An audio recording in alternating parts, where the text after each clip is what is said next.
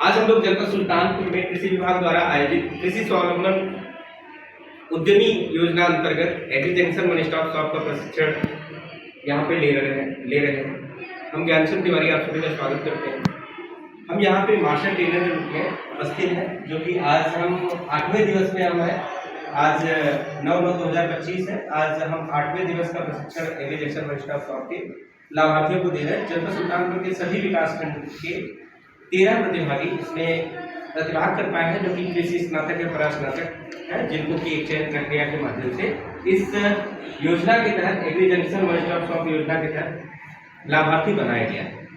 आज हम लोगों ने कई टॉपिक पे पिछले दिनों में चर्चा किया कि एग्री जंक्शन है क्या, क्यों, क्या, कैसे, कब एग्री जंक्शन का शुभारंभ किया जाए, एग्री जंक्शन का लोकेशन कैसे चयन करना है, एग्री जंक्शन लोकेशन चयन करने से पहले हम सर्वे किस प्लान का करें, कैसे बड़े फार्मर से हम जोड़ पाए, क्या क्या चीज़ें वहाँ पे हैं। और साथ ही साथ हम लोगों ने IPM कल्चर पे भी IPM इंटीग्रेटेड पेस्ट मैनेजमेंट पे भी IPM जो टेक्नोलॉजी है उसमें भी हमने डिस्कस किया कि हम कैसे जैविक तरीके से, प्राकृतिक तरीके से, बिना केमिकल का उपयोग किए हम कैसे अपने फसल में रसायन से कीटों का प्रबंधन कर सकें, कि हम जो अंधाधुंध रसायनों का प्रयोग हो रहा है हमारी फसल में उससे हम कैसे बच सकें। इसके पहले हम लोगों ने मिलेट्स पे कल चर्चा किया था, मिलेट्स क्या है, वो है, कैसे है। और हम लोग अपनी इस एग्री जंक्शन की ट्रेनिंग के साथ साथ, एग्री जंक्शन की दुकान के साथ साथ हम कैसे मिलेट्स में ज़्यादा इनकम कर सकें मिलेट्स के माध्यम से।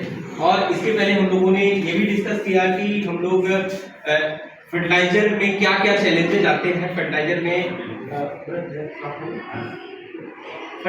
में क्या चैलेंजेस आते हैं, फर्टिलाइजर को हम कैसे बेचें और कैसे हम मार्केट के चैलेंज को फेस कर पाए, और कैसे विभाग की निगरानी से हम बच पाए और विभाग द्वारा निर्देशित ही रेट पर हम कैसे यूरिया या DAP या फर्टिलाइजर का अन्य उत्पाद जो भी है हम उसको अपने किसानों को कम से कम रेट पे और उपलब्धता करा सके, जिससे कि हमारे किसानों का लाभ हो सके। इन सभी टॉपिक पे हमने पिछले दिनों में डिस्कशन कर लिया है। आज हम आपके एग्री जंक्शन के इस सेशन में आज हमारा ये प्रयास है कि हम लोग एग्री जंक्शन के साथ साथ और क्या चीजें ऐसी करें जिससे कि हमारी इनकम ज्यादा हो सके, क्योंकि एग्री जंक्शन एक ऐसा चीज है, कृषि उद्यमिता एक ऐसी चीज है, कृषि की खाद बीज की दुकान एक ऐसी चीज है जो कि सीजन बेस्ड चलता है। कि आज धान का सीजन है, धान की बीज की नर्सरी डालने से लेके कटाई तक, हार्वेस्टिंग तक से पहले की प्रक्रिया तक का हमारा सेल आउट होता है, पॉलिसी भी होता है, फिर फर्टिलाइजर होता है, फिर पेस्टिसाइड दवाइयाँ होती हैं। इन प्रक्रिया तक हमें सेल मिलता है। इसके बाद 2-3 महीने हमें इंतजार करना होता है। ऐसी कंडीशन में हम और क्या चीजें करें जिसके माध्यम से हमारी इनकम ज्यादा हो सके। इसके लिए देखिए, जैसे हमारी ये दुकान हो गई, हमारी ये एक हो गई agri junction one stop shop, agri junction shop हमारी हो गई है।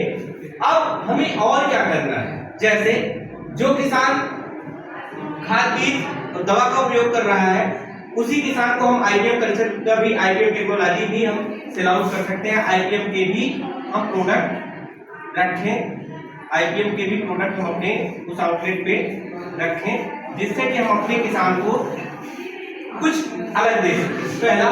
दूसरा, हम मिलेट्स के सीड्स भी उसी आउटलेट पे रखें, जिससे हम अपने किसान को मिलेट्स भी दे सकें। 2 चीज हो गया। ये 2 चीज नहीं है जो कि अन्य दुकानदार इसको नहीं सेल आउट कर रहा है, ठीक है।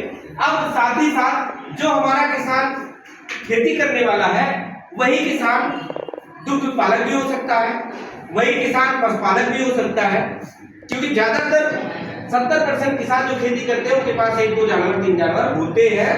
और कुछ किसान ऐसे होते हैं जो पशुपालन व्यवसायिक तरीके से करते हैं, कि उनके पास 10-5 पशु होते हैं दुधारू नस्ल के, जिससे वो दूध निकालते हैं और दूध ले जाके कलेक्शन यूनिट पे सेल आउट करते हैं।